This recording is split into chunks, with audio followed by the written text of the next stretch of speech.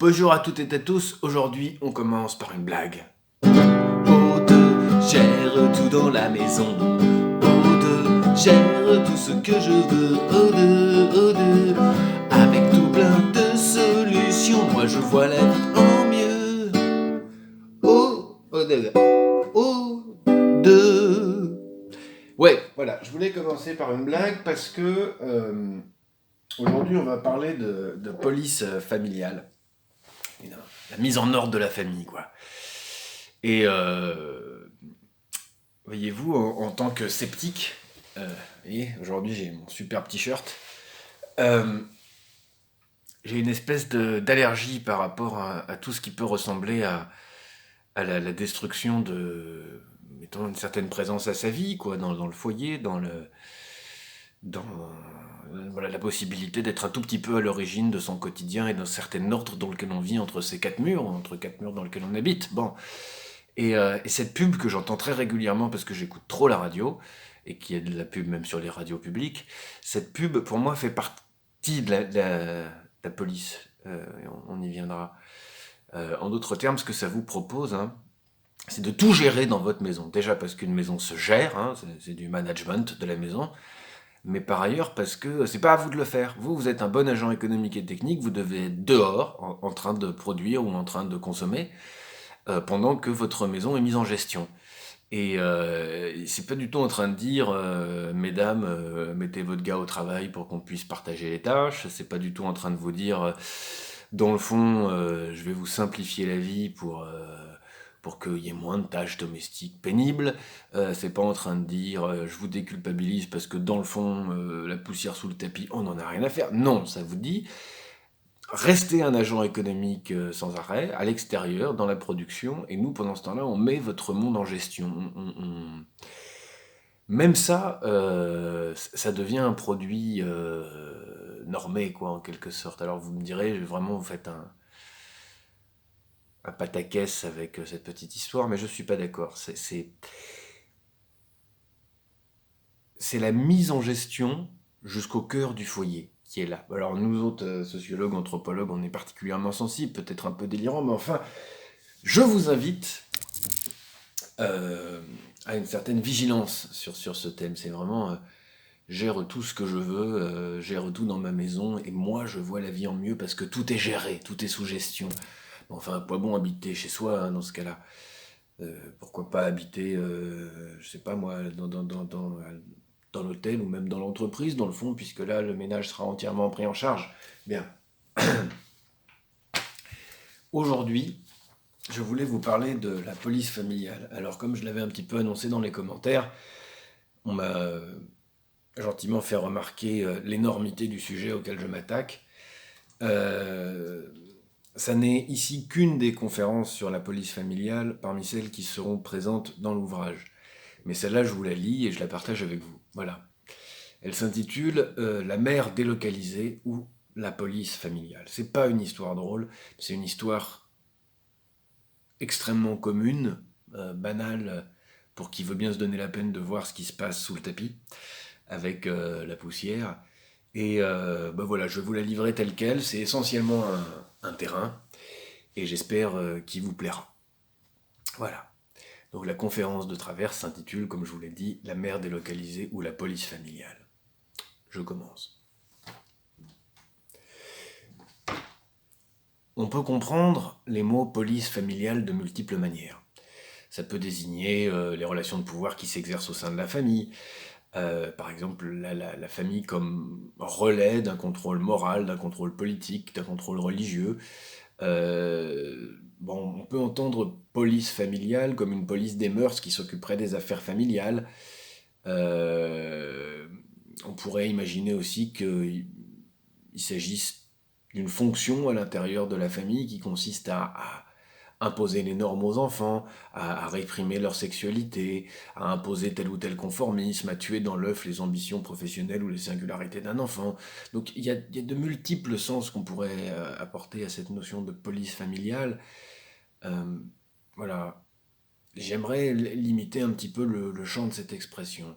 Je reprends ici le terme de police dans sa profondeur historique, non pas l'étymologie grecque qui nous renverrait vers la notion de cité, mais la naissance au XVIIIe siècle, en Allemagne et en France, des Polizen, ah, Polizeiwissenschaft, des sciences policières, pour le dire autrement, des techniques d'administration et du maintien de l'ordre administratif. Mais exercer la police familiale, c'est non seulement contrôler, mettre aux normes, mais aussi parfois, trop souvent, déployer une force de l'ordre à l'échelle familiale. En d'autres termes, battre ses enfants, son conjoint, plus rarement ses parents, pour maintenir l'ordre familial et à travers lui, l'ordre tout court. J'ai envie aujourd'hui de vous proposer un exemple dans lequel il y a à la fois cette notion de mise aux normes, de mise au pas à l'intérieur d'une famille et le déploiement d'une violence extraordinaire, même si elle ne passe pas par les coups. Voilà. Je veux porter à vos yeux un cas très simple de police, une mise aux normes, une mise au pas réalisée avec une innocente brutalité, une candeur violente, par une fille sur sa mère. L'histoire est parlante par sa banalité, par sa simplicité, sa clarté en un sens. Aussi, je vais laisser la parole au terrain. Cela commence sur la grande place vide du marché de Saint-André de Cubzac. Le temps passe doucement, les bords de la Dordogne ne sont pas loin. On est au mois de juin d'ailleurs, à cette époque-là, juin 2017. À une rue de là, dans un quartier peuplé de boutiques, un petit passage donnant sur une courette, étonnamment divisée en petits jardinets. Là, sur la droite, il y a une petite maison, et sur la gauche, un cabinet d'infirmiers, de soignants. Je toque à la porte de la petite bicoque de droite, parce que j'y suis attendu. Ici vit Madame V. On l'appelle Madame V. Elle vit en apnée. Devant sa porte, un microscopique jardinet bricolé de guingois. Madame V, 90 ans, a été placée dans cette maison, à l'intérieur propre, en plein centre-ville de Saint-André de Cubzac. Elle me reçoit avec sa fille et son gendre, qui pourvoient à l'essentiel de ses besoins. Enfin, de ses besoins vraiment physiologiques et financiers, hein, si on veut être plus précis. Mais aucun autre besoin vitaux. En fait, elle n'a plus envie de sortir de chez elle, même si elle tourne en rond dans son appartement. Elle y demeure comme en apnée. Il y a chez elle quelque chose qui tient du lion en cage, mais un lion qui aurait été battu, brisé, qui serait apeuré, qui ne reprendrait son visage de lion que de temps en temps, pour un grognement réflexe. Depuis que sa fille et son médecin lui ont fait quitter le village où elle avait toujours travaillé, elle est rongée par l'angoisse et elle n'ose qu'avec grand-peine sortir de chez elle. Madame Veu a 90 ans, mais néanmoins elle est encore très vive, elle peut tout à fait marcher, se déplacer, etc. Elle habite à Saint-André de Cubzac, dans la rue principale, au milieu des commerces, mais d'après elle, tous les commerces sont trop éloignés. Parce que on fait des kilomètres pour faire les courses. Il y a l'huile là, le chocolat là, plus qu'à la campagne. D'où elle vient. Sa cour donne sur des locaux occupés par des infirmières et des AVS, des auxiliaires de vie sociale, mais elle en a peur. Elle a peur qu'on l'embarque. Une peur qu'elle ne comprend pas bien elle-même. Peur qu'on entre chez elle, peur qu'on la débusque. Elle a obtenu, ou plutôt sa fille a obtenu pour elle, quelques heures de ménage par semaine. Oui, elles sont gentilles, me dit-elle. 10 heures par mois, elles viennent. Mais Madame Veu ne veut pas que qui que ce soit fasse le ménage chez elle. Elle préfère jouer aux cartes avec sa femme de ménage. Ce qui ne lui évite pas les remarques de sa fille qui la pousse avec ténacité à aller jouer avec des personnes âgées comme elle. Depuis qu'elle est à Saint-André, sa situation se dégrade à vue d'œil. Toujours fatiguée, toujours angoissée, parce que je connais personne. Et puis il y a ce putain de coup, le docteur il m'a donné des cachets, mais enfin... Le nœud de son mal de vivre, elle le sait, c'est la peur, mais elle ne sait pas très bien pourquoi elle ressent cette peur. Je sais pas. La peur. Tout cela date de sa délocalisation. J'étais à Véline, 66 ans, dans la même rue. C'était pas aux normes, alors le docteur a dit à ma fille, je veux pas que vous laissiez votre mère là. Ma fille, elle gueule, parce que je veux pas marcher, parce que j'ai mal aux jambes. La fille de Madame Veu nous dit, parce qu'elle s'est fait opérer d'une hernie linguinale. Le gendre de Madame Veu synthétise, elle a été délocalisée. Selon le gendre, elle a été délocalisée parce qu'il n'y avait aucune commodité. Selon la fille, parce que ce n'était pas aux normes. Selon Madame Veu, je vivais comme une reine. Elle vivait dans une petite maison, Aveline, dans un village où elle connaissait tout et tout le monde. Il n'y avait pas l'eau chaude, selon sa fille. Si, il y en avait, selon Madame Veu. Simplement, c'était dehors, il suffisait d'aller la chercher. Et il y avait des cerisiers. Elle payait que 150 € par mois son loyer. On avait tout sur place, la pharmacie, la poste, la belle mairie, 2 bouchers, 2 boulangers. Voilà que le docteur me trouve une hernie. Moi, j'avais même pas mal, qu'est-ce qui m'a déconné? Personne ne tape ici pour savoir si j'ai besoin d'un bout de pain. Là-bas, on était comme des frères et sœurs, on se disputait pas, c'était le bon temps. Son père était paysan. Il avait le meilleur des métiers, selon Madame Veu. Elle a été saisonnière, elle a fait du maraîchage. C'est pas une grosse retraite parce qu'on nous donnait même pas de fiche de paye, mais dans son village, la vie était possible simplement avec ses petits moyens. 150 € par mois. Et puis son cerisier lui donnait des cerises. Il n'est pas besoin de multiplier les verbatims pour saisir la situation. Madame Veu vivait chez elle dans une maison simple, sans confort moderne, mais à sa main, et où elle se sentait bien. Dans un village loin de sa fille, mais où elle se sentait bien, presque en famille parmi ses voisins. Elle s'était bâtie une vie à sa mesure, à sa main, c'était sa vie. Une vie compliquée comme les autres, avec ses blessures, ses monstres, ses cauchemars, mais aussi ses repères, ses remparts, ses protections, ses petites habitudes, ses charmes.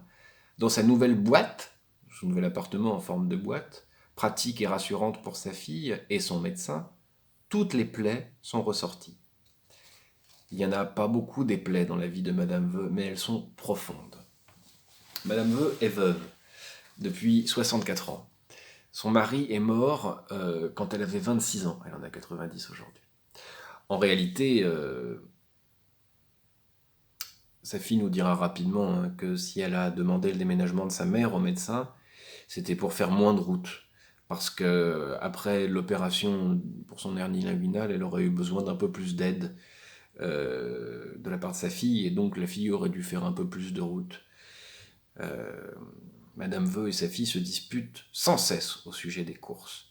Avant, Aveline, elle pouvait faire des courses elle-même. Maintenant, elle peut plus, parce qu'elle a peur. La fille lui dit « Mais il n'y avait rien, Aveline !»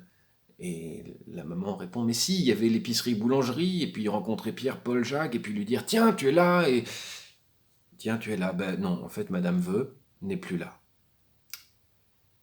Elle est coincée dans son petit appartement impersonnel, qui demeurera impersonnel, au milieu de voisins qui ne sont pas ses voisins, de boutiques dans lesquelles elle ne va pas, dans un centre-ville dans lequel elle ne se déplace pas, et elle est là, voilà, au milieu de son appartement avec son bracelet anti-chute qui est devenu nécessaire puisque personne vient la voir en lui disant « Tiens, tu es là ». Elle est tombée avec, elle dit qu'il lui coûte cher son bracelet. Madame Veu a-t-elle encore des plaisirs dans sa nouvelle vie à Saint-André-de-Cubzac? Oh, mais nulle part! C'est le manque de parler. Et puis, j'ai pas la vie comme avant, où je pouvais coudre. Maintenant, j'ai la flemme de tout. J'ai la flemme de tout. Elle ne veut pas qu'on l'aide à aller jardiner ou à aller se promener en campagne. Ce n'est pas se promener à la campagne qu'elle aurait voulu. C'est n'avoir jamais quitté son petit coin de pays. Le gendre nous dit « Elle est obsédée par ce que les voisins vont dire, comme si elle vivait encore dans un village où les voisins auraient un œil sur elle. » En réalité, ici, on ne la regarde que comme une grand-mère comme les autres, mais Madame Veu ne sait pas vivre comme cela. Quelques semaines avant notre entretien, selon elle, les gendarmes sont venus la chercher. En réalité, il ne s'est rien passé. Elle a tout simplement vu une voiture de gendarmes. Elle a pris peur, pensant qu'ils allaient l'emmener en prison. Il ne s'est rien passé, mais d'avoir vu des gendarmes, elle s'est encore un peu plus enquistée dans son angoisse et dans sa maison. Je dis d'ailleurs sa maison, mais c'est pas sa maison. C'est l'endroit où on l'a placée. C'est le lieu où on l'a délocalisée pour limiter les allées et venues de sa fille. Elle a été visitée par une évaluatrice de sa caisse de retraite qui est venue lui demander, voir si elle avait des besoins. Elle n'a identifié aucun besoin, ce que Madame Veu confirme. J'ai besoin de rien. Son problème est ailleurs. Son terrain et ses arbres lui manquent. Le travail de ces plantes lui manque. Sans travailler, je suis KO. Et puis l'angoisse, ça me crève plus que le travail. Alors qu'est-ce qu'il me faut me sortir, le crâne ou le cerveau, ou alors si on ne me sort rien. Il n'est pas évident de la comprendre parfois, pourtant je crois comprendre ceci. À quoi ça sert qu'on me sorte, qu'on m'opère, si on ne me retire pas mon angoisse? La fille de Madame veut l'inscrire à des ateliers mémoire. À partir du 13 octobre, ils font des ateliers, parce que jusqu'à présent, on n'a rien, je vais la faire inscrire à la mémoire, c'est 10 séances par mois. La mère s'y oppose tout de suite. Pour elle, ça n'ira pas. S'il y a du monde, s'il y a du bruit, ce à quoi la fille répond: Vous voyez, alors que je vais l'inscrire quand même. On verra bien. Avec la meilleure volonté du monde, mais en force. La mère doit rentrer dans la norme, pour son bien. Elle doit aller, comme toutes les petites grand-mères du quartier, aux ateliers. Elle doit rentrer dans le système social, dans l'accompagnement du vieillissement, dans le maintien en autonomie des personnes âgées. Il faut rentrer dans ce modèle. Bien. Madame Veu ne pense sa situation qu'à travers son angoisse. Je lui demande: Est-ce que vous avez des problèmes de mémoire? Madame Veu me répond: Oui, parce que je rumine trop. Parce que je me fous des trucs qui tiennent pas debout. Je me représente des trucs qui tiennent pas debout. Elle ne veut pas non plus aller au club ou aller jouer aux cartes à l'extérieur. Toujours la ville, toujours trop de bruit, toujours trop de gens. Alors pourquoi? Pourquoi cette peur liée à la ville? Pourquoi cette incapacité à vivre dans ce nouveau domicile dans lequel on l'a projeté pour faciliter la vie de sa fille? Madame Veu livre en fin d'entretien une des clés de son histoire, expliquant peut-être un peu sa peur, son peu de goût pour la ville et par ailleurs pour les hôpitaux. Il y a plus de 60 ans, comme je vous disais tout à l'heure, son mari est mort, 64 ans.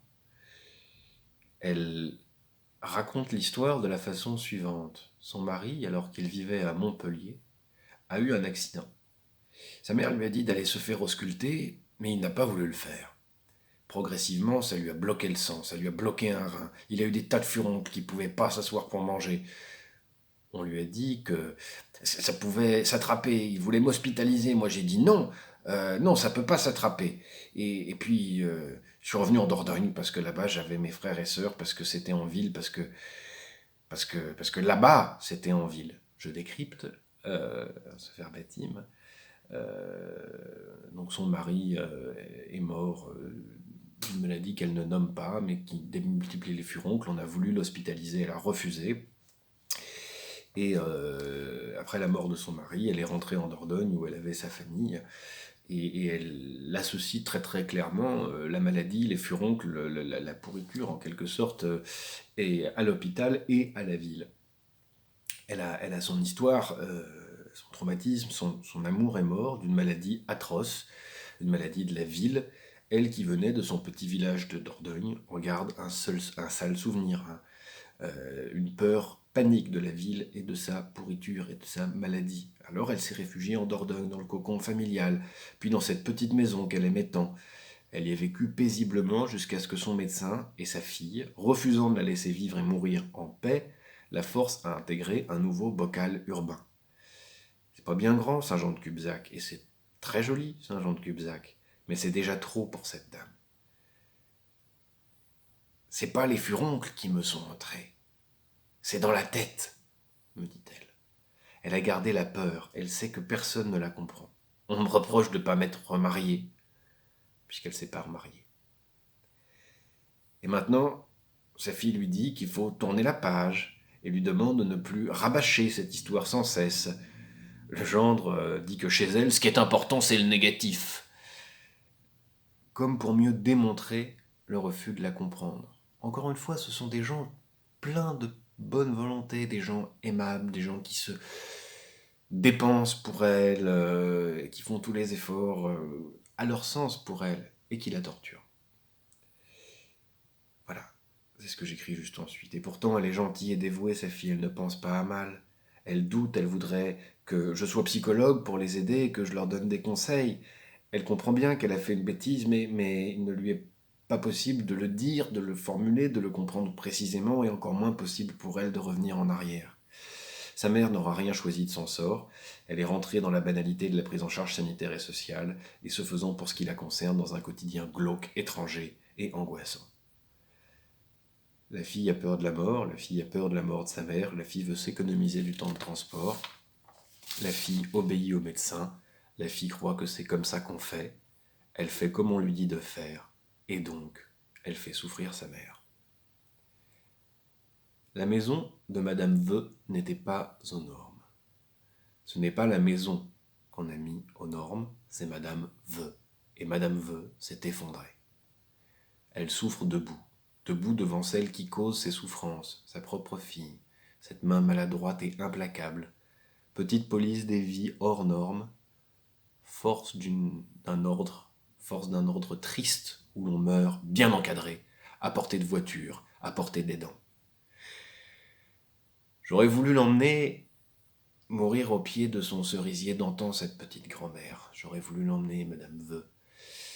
Mais ce que j'ai fait pour ma propre grand-mère, je ne pouvais le reproduire ici. Le métier d'anthropologue, c'est aussi ce genre d'impuissance. Allez, salut tes joies!